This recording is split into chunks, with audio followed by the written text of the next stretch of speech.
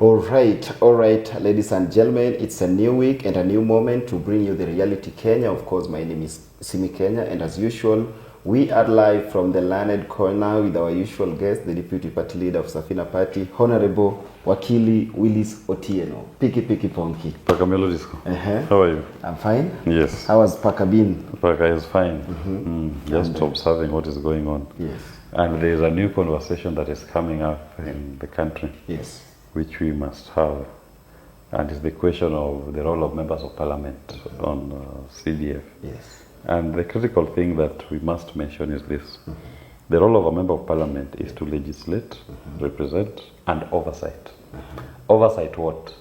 Oversight of the executive on the performance of executive functions. Now, members of parliament cannot create a fund which they superimpose themselves as patrons, and they are now responsible of executing the administration of that fund. Yes. Then who will oversight them? Yet they are the ones to. They are the ones who are meant to provide oversight. How will they question themselves on their responsibilities? Yes. And it's time that we live true to the dictates of our constitution. If you want to devolve any money, you can devolve it using the established devolved structures.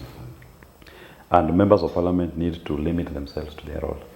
And when you are discussing CDF, divorce yourself from the functions for which that fund is applied. The mischief is in the role of member of parliament. CDF as an entity, as a fund, can remain. Yes. What we are saying is that the members of parliament should have no role in it. The fund may be there. They may be there. In fact, even give it to the constituents. Yes. Let the villagers elect their own chairman to administer that fund. Yes. And let the MP oversight them as part of his general oversight role. So I see some people saying, no, bursaries, bursaries, it builds schools. That's okay. Yes. That can continue. But remove the member of parliament. Let him go and play an oversight role to make sure that the administration of that fund and other executive funds are done in accordance with the law. And there's fiscal discipline. Otherwise, we've turned CDF to become purely a kitty of members of parliament to reward loyalties and to campaign. Yes. Go to many constituencies, you find that certain areas are not given bursaries because they are perceived that they didn't vote for the member of parliament. They are not strongholds. They are not strongholds for the local MP, so they don't benefit from the bursary. So the need for the fund is there, we accept. And the fund should still be given to the constituencies, we accept. But the structures of administration should remove the member of parliament from that fund. The second thing I want to say, and I want to invite Kenyans to do for me the math. You know, if you go by our constitution, it provides that a presidential election should be held on the second Tuesday of August of the 5th year. The 5th year. After the previous general elections. The 5th year. The second Tuesday of August of the 5th year. Not after 5 years. It talks of the 5th year. So I want to invite fellow citizens to answer the question, when is the 5th year from the date of the last election? The last general election was held on the 9th of August 2022. Tell me, when is the 5th year? When does the 5th year begin? The 5th year, according to my own summation, begins on the 10th of August 2026. Next year? That's when the 5th year begins. That's when it begins. Next year. And when it begins, your constitution, Article 101 and Article 136, tells you that you should hold the presidential elections on the second Tuesday of the 5th year. The first Tuesday is the 11th of August. The second Tuesday is the 18th of August 2026. That is when basically the next election. That is when the next election should be held. Not so legacy politicians should stop gaslighting us and plant in our heads to subconsciously accept that the elections should be held in the year 2027. It should not. But the term is a 5-year term. There is nowhere in our constitution that says the president shall serve for a 5-year term. That's what I'm telling you. Previously in our constitution, section 9 of the old constitution, had specifically provided that the president shall serve for a 5-year term.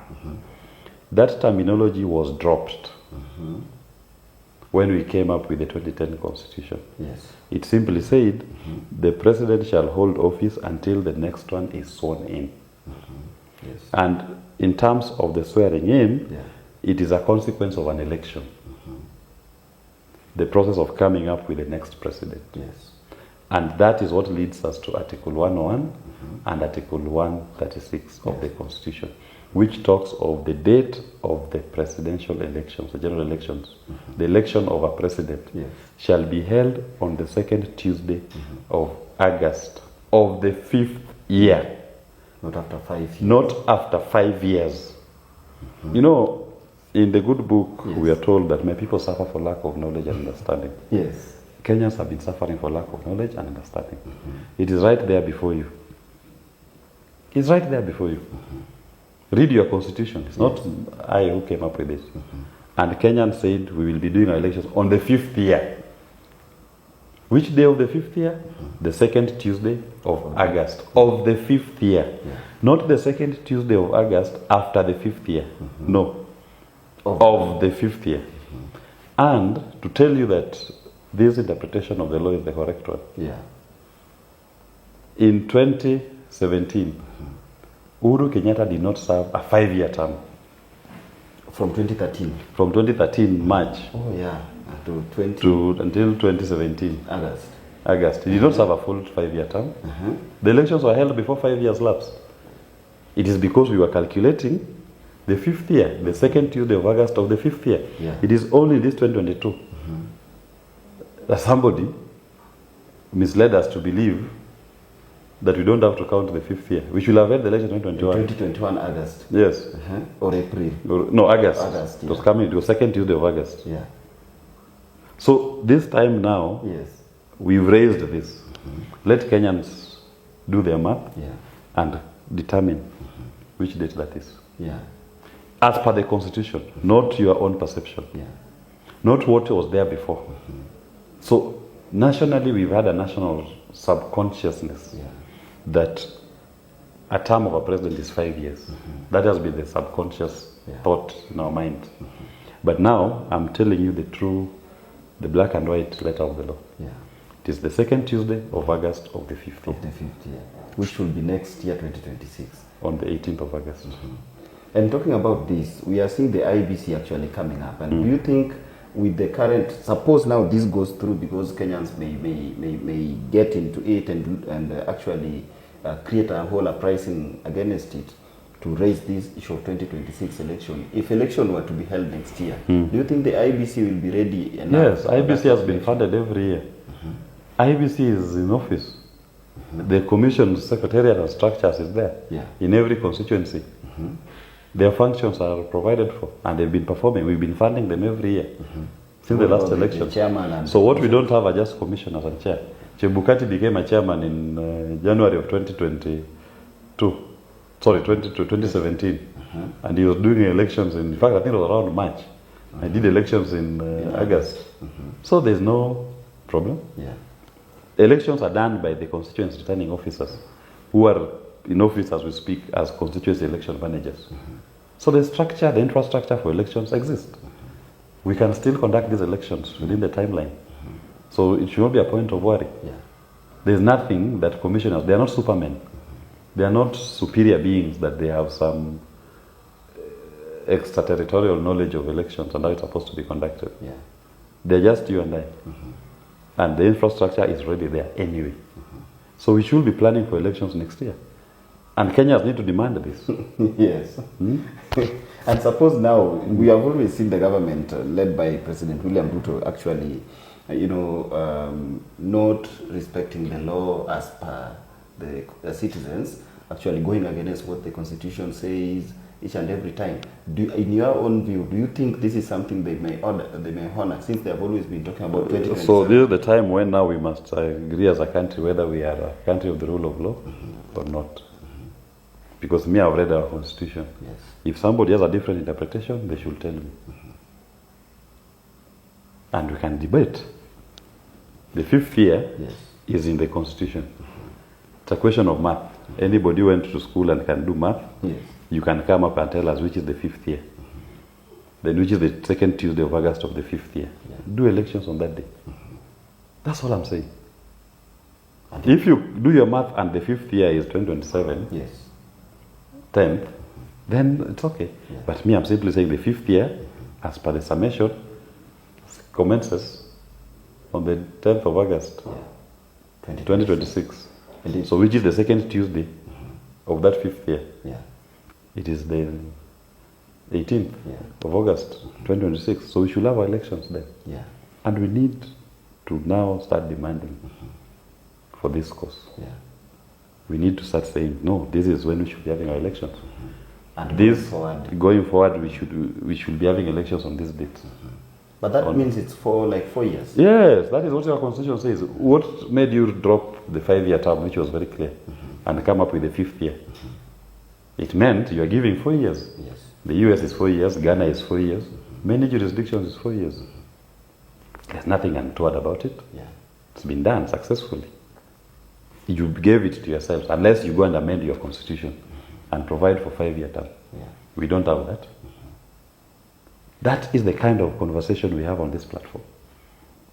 And do you think our MPs, who are actually our representatives and legislators, who should be pushing for this particular constitutional part, are really aware of this? You know, MPs are useless.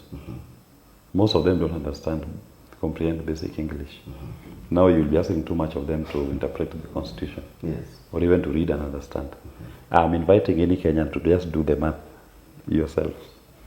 And if this election was to be held next year, how prepared is Safina Party to? We are very prepared. We are very prepared even today. Because we are very clear on our ideology. It's about economic independence. How do we liberate the Kenyan people and give them the economic independence? It's about the economy. Pure and simple. And we said, on the economy, what are the barriers that are stopping people from achieving their potential? Remove those barriers. Reduce taxes. And don't pay odious debt. If you don't pay the odious debt, the legal debts, what's the first consequence? The people must get instant relief. Because we are now overtaxed to pay for the legal debts. If we declare that we're not going to pay legal debts, the people must feel it. Why should you pay VAT on fuel at 16%? Once you're not paying the odious debt, it should come down. Let VAT on fuel be 8%. And the people can do it on their own. You just recalibrate your ATR machines and put it there at 8%. That's the Safina promise. Our development will be private sector driven. Why should government be the one that is trying to claim that I will tengeneza and 10 billion here? For what? I'll build affordable housing. When did the government become a contractor? Let the private sector build those houses. Let people identify the needs in their areas and build houses that are responding to the needs.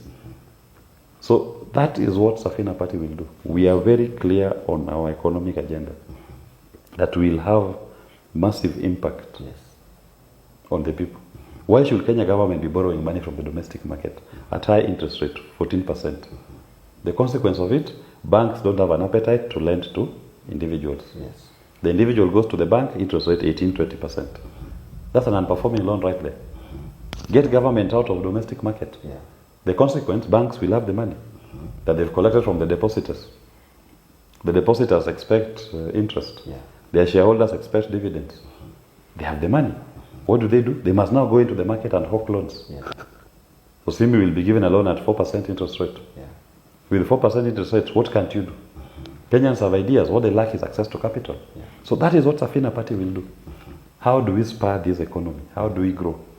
How do we give people access to capital at a lower interest rate? Government will do it by removing the barrier. Stop borrowing from the domestic market. Then you will now see a property growth in this country. Not what we are witnessing today, where politicians want you to remain poor. Because they want you to remain poor, so that on election day, you are looking forward to handout. I want you to be rich, so that on election day, you are discussing with me the policies. Because you have money in your pockets, you don't care about the money. You are discussing, okay, now how are you going to expand our market? What is the new promise? What's the next level growth for us to elect you? That's the kind of a conversation that the people should be having with their leaders.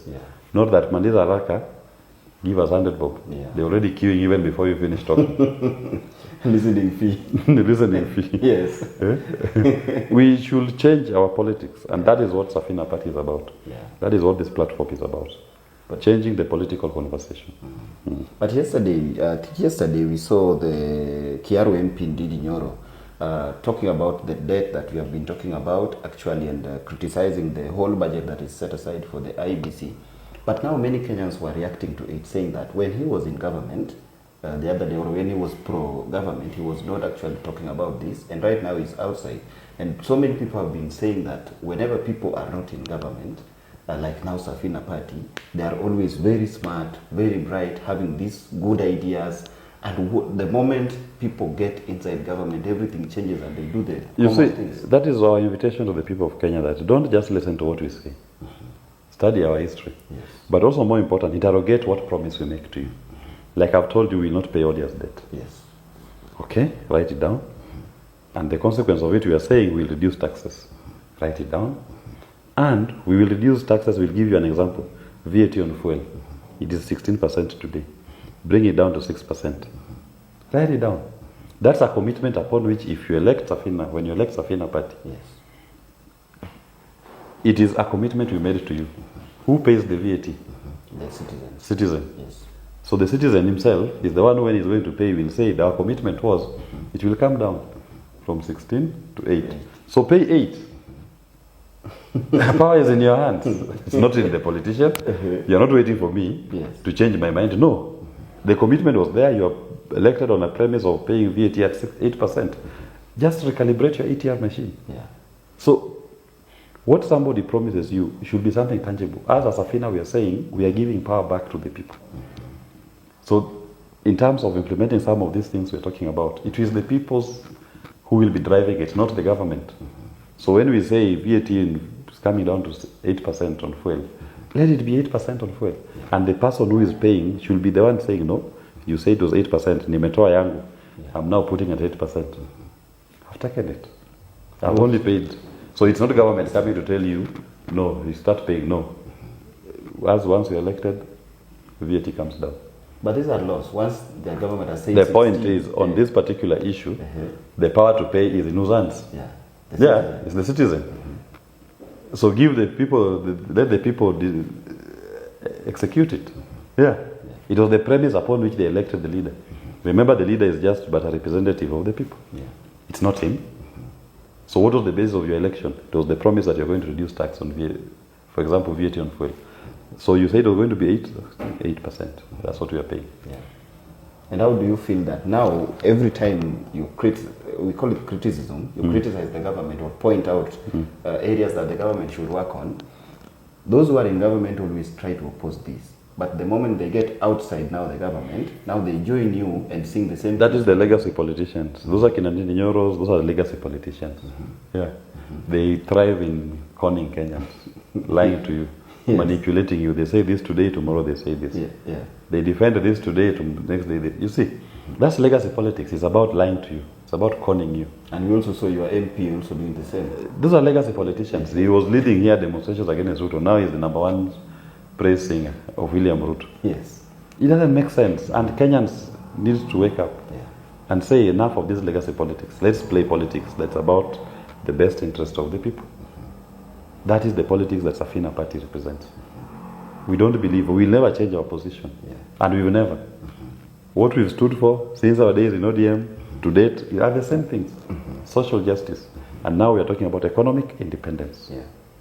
It's about the people, not about the leaders. The easy way out for us would be to join Kasum. If we're doing this thing for self-benefit, the easiest thing to do is to join Kasum. But to what end do you want to join Kasum?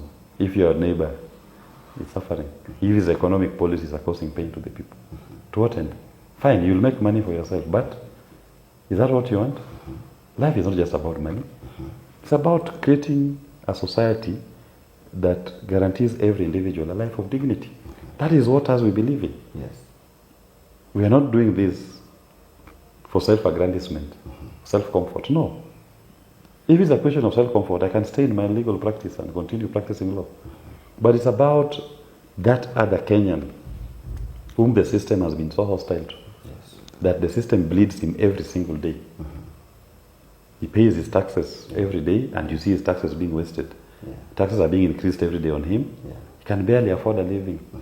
University students who cannot go to school. Kids who cannot access healthcare services because of a warped healthcare system, financing system. Those are the things as we care about. How do we change these things so that it works for the people? That is what Safina is. And anybody who believes in that, we welcome you to Safina. But if you are looking for a space for self-aggrandizement, Kasongo is there. Go and join him. Some in ODM have joined him. They are now his praise singers. They always wanted personal comfort. So if you want personal comfort, go to Kasongo. And I believe he has enough space. But if you want a system that works for all Kenyans, irrespective of their political affiliations, we are Safina. Safina is the future. As we wind up, Naibu, expert CS John Mbadi, as he was called when he was joining the government, used to give so many, economical advices and, towards the economy and financial advices to the government. And now when he got inside there, he's actually now one of the most criticized cabinet secretaries, or rather incompetent, because people are not feeling the impact.